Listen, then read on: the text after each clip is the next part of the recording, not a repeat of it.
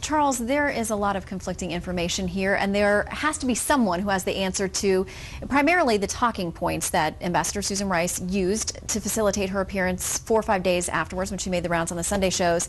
I thought it was interesting that Senator Saxby Chambliss was on Fox News Sunday yesterday, and he said, "We've heard from every department or agency that would have touched these talking points except for the White House.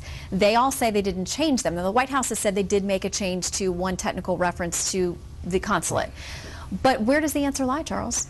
Well, I think what we've achieved over the weekend, we finally have some clarity. There's one fact that is now generally accepted. Up until now, there were all these kinds of charges and suggestions. It's actually 3 scandals. Why was there no security before? What happened in the 7 hours? And why all the lies afterwards? But now we have one fact that appears to be agreed upon by the Democrats and Republicans, and even appears now in the mainstream press as a fact, and that is that the intelligence community had given a report and assessment on the 14th that said it was a pre-planned attack.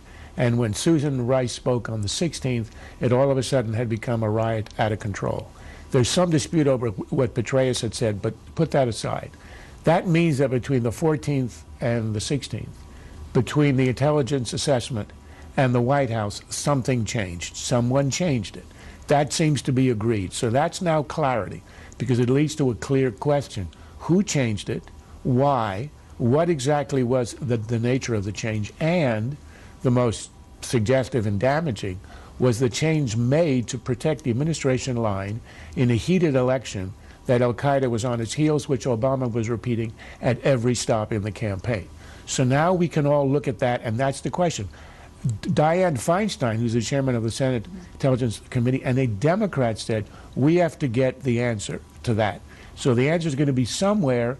It could be the White House, would be extremely damaging. But now we have a focus on one issue we all agree upon, and that's a real achievement in the investigation. AB